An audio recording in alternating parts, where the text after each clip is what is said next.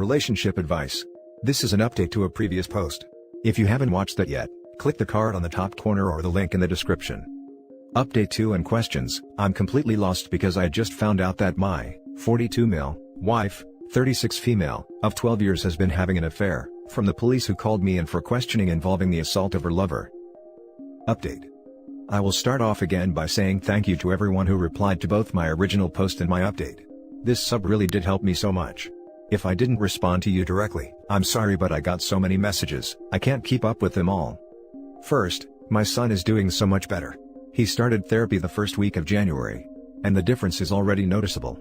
I asked him if he felt comfortable with me talking to his therapist, and he said yes, so I've had a few discussions with her. According to the therapist, my soon-to-be ex-wife would verbally and emotionally abuse our son whenever they were alone together. He was not allowed to make noise or bother her in any way when he was home. She would leave him alone for hours on end, and even overnight if I was out of town. She would then threaten him with being taken away and never see me again, if he told me or anyone else.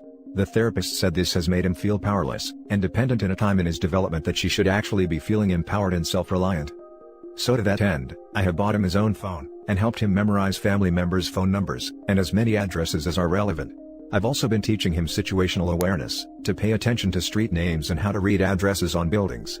We've also role-played how to ask people for help. How he can clearly explain to strangers that he's in trouble, and he doesn't feel safe. I know this may sound silly, but my son can be a bit introverted and shy when he doesn't feel comfortable. Even though we've only been doing this for a few weeks, I can see that it's really building his confidence. Any suggestions on how to continue to build his self-reliance would be really helpful.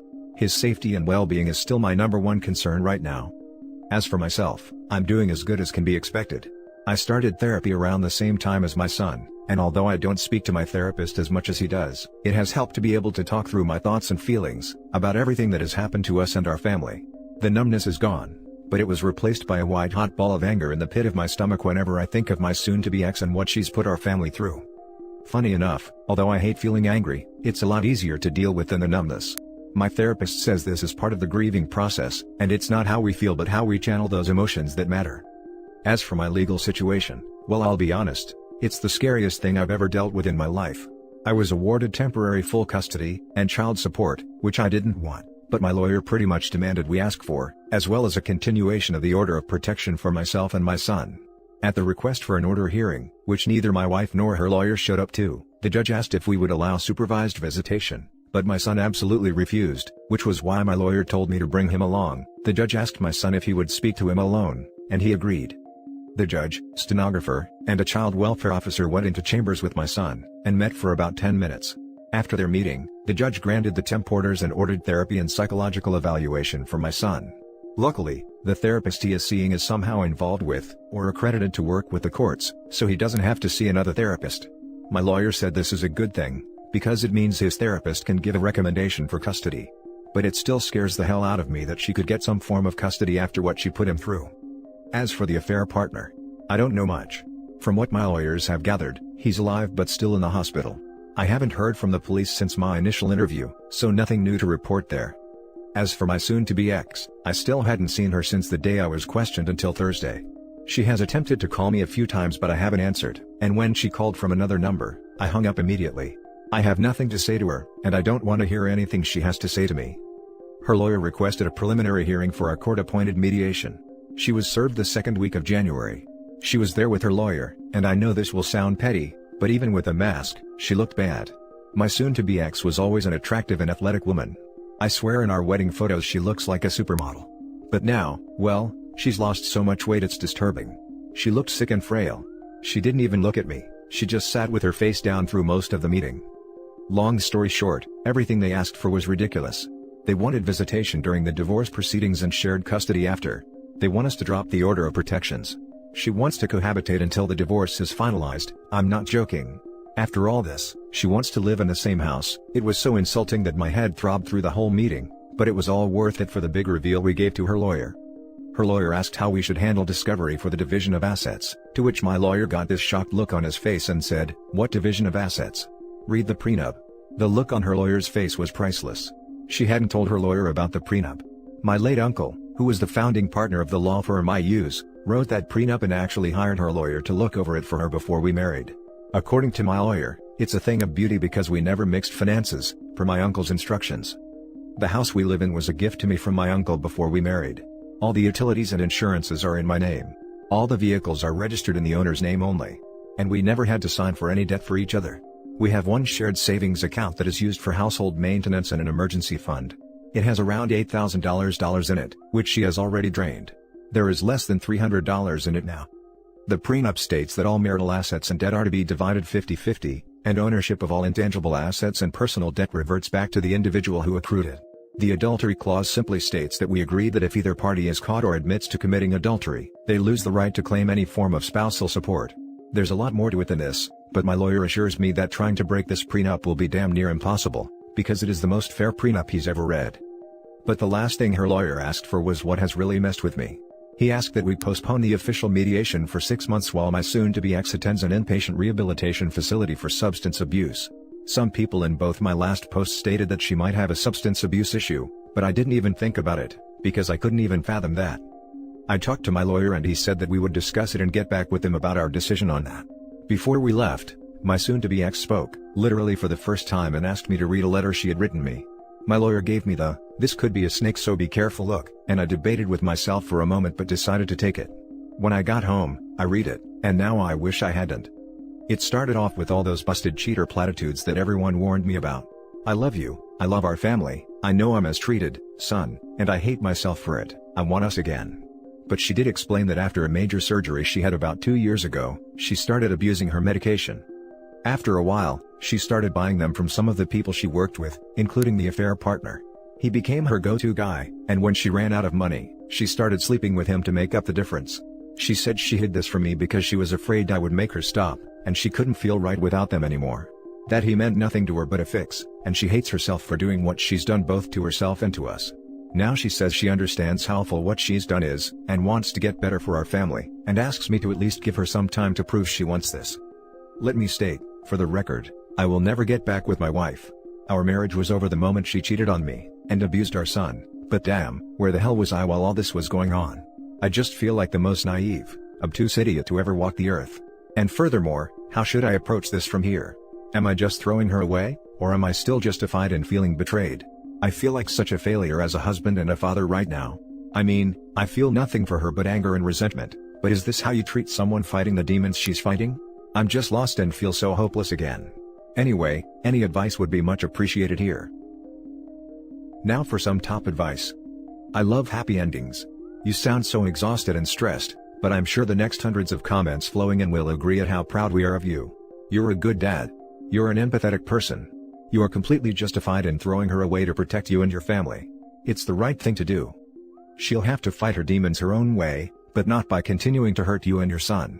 I might not know you personally, but I'm so proud of you, and I just know you and your son will get through this. Keep up the great work. Thank you so much. I really did love her, but I don't anymore. Not after all this. Before that letter I was ready to rumble, so to speak, but now, I just worry that I'm kicking someone when they are down. Just be careful of that. Bluntly, she's manipulated you for a long time. This could be more of the same, especially since you hold all the cards legally, so to speak. Keep fighting for your son. She made her choices. She wasn't ever sorry until she got caught. If she hadn't been caught, she still wouldn't be sorry. Hold on to that and keep trucking along. You're doing amazing. You're not kicking her when she's down. She did this with no regard for you, and she abused your child. Stay ready to rumble. She wrote that letter as yet another manipulation tactic. If there's a restraining order, you should report every time she calls you. My lawyer said the same thing. That this is a tactic to get us to deviate from our strategy. The longer we wait, the weaker our case becomes, according to him. Yep. You need to strike.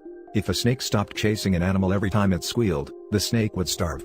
That's what she's trying to do, keep guilting you until you stop. This should give you confidence, because it means she knows she can't win this case unless you feel bad enough to stop. Don't. She didn't care when she was cheating. She didn't care when she was abusing your son. She didn't care at all. So why listen to the manipulation? Don't play the pick-me game, tear her apart in court. Be relentless. She deserves every bit that's coming to her. This is exactly what my lawyer thought too. This is her attempting to slow down the divorce process to give herself a better position for the custody hearing. Now for the last story. My fiancée, 27 female, cheated on me, 29 male, and we share a child in common, and my life is literally falling apart. Over the last year or so, my fiancée had become hypervigilant and aggressively insecure, even accusing me of things I did not do. For example, one day I returned home from the gym, and she stormed outside confronting me asking, "Who were you FaceTiming?" To which I said, "No one. I literally just parked the car and started walking into the house." She said I was holding the phone up and my mouth was moving. I offered to let her see my phone and FaceTime history. She said I probably deleted it, that I was lying, before storming off and remaining silent for the days that followed. About a week or so later, she decided that we take a break. Which for me was so out of the blue. Things were getting a little better. We were living with her mom temporarily just weeks away from moving from Hawaii back to California to begin our new lives. I was devastated that this dream of ours may never happen. I wanted so badly to get out of Hawaii. During the break, I went to stay with my mom, who retired here in Hawaii. The short version of my mom is, well, she's a narcissist, OCD, with borderline personality disorder. Extremely hostile, confrontational, and all in all aggressive. My daughter, too female, stayed with me 3 days out of the week during our break. While staying with me, my mom has so far snapped at me for leaving a drop of water on the countertop, threatened self-harm after she had a conference call with her husband and their therapist that went sideways, foaming at the mouth, scratching her arms, breaking skin, asking me to leave. Luckily my daughter wasn't here when that happened. And has shouted at me, thrown things around the house, and continuously asks me any updates. What did she say? Are you getting back together? 24/7, all because it's convenient for her that we get back together so that I don't have to bother her and live in her house. Which further stresses me out, because she is constantly reminding me and bring back up already sore wounds I don't want to talk about 24/7. Furthermore, my mom is going back to California for 2 weeks next February, a trip I am coincidentally going on next month as well to meet my nephew. She wants me to go the same exact days she is going to California, so that we can return to Hawaii together. All because she doesn't want me in her house, because I don't keep it clean like she does. I mean, I'm hitting rock bottom in my life and she's so selfish. It's not like I'm a degenerate. I'm a former firefighter paramedic, for Pete's sake, I know how to be an adult. As for my fiancée, she has just been partying with her girlfriends every time she doesn't have our daughter. Her Instagram stories are filled with revelry. And what really blew all of this out of control, is that I found out she cheated on me the weekend before last. I say cheated because 1, I never agreed with this break in the first place, and 2, I never thought that would even be a possibility during this break. It crushed me. It's a deal breaker for me.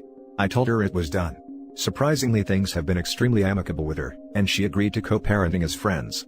Now I'm left living with my mom. I have no car, sold it because we were moving to California, and I'm desperately waiting on my vacation time check and some retirement I withdrew from the fire department, a job I left cause again we were leaving Hawaii. The money takes 3 to 4 months to process. I don't want to be stuck in Hawaii. I've never been broken down like this. I'm such a positive, optimistic guy, and my daughter and I are surrounded by toxic people. The option to get out of here and still move to California is open down the road. My ex agreed that she would still be interested in moving separately and co-parenting in California. But it's just scary. Such drastic changes in my life and my kid's life. Until then, I don't know what I'm supposed to do. I can't rent my own place, buy my own car and burn all of my money, cause then I'll be stuck in Hawaii.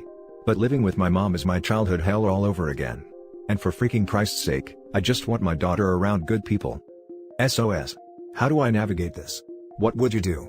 Thank you. Now for the top advice. Dude, get any job and rent a room somewhere. For now, don't spend money on trips to Cali. Be careful with the money, don't get back with your ex, be friendly but no more. It's no good to have a cheater around. And stop paying for her car. Your ex checked out of the relationship. She's done. Whose name is on the house? The car? Stop paying for the car. She has money to party, she has money for her bills. Get a lawyer. She's not your fiancée anymore, so your plans to move to Cali might be on hold. You need to figure out life and parenting after all of this. Get out of your mother's house and go crash with a friend. First of all, I want to commend you for 2 things. You had the courage to reach out even online. And second, you want to be a good father despite your BPD mother and, what sounds like, another BPD fiancé.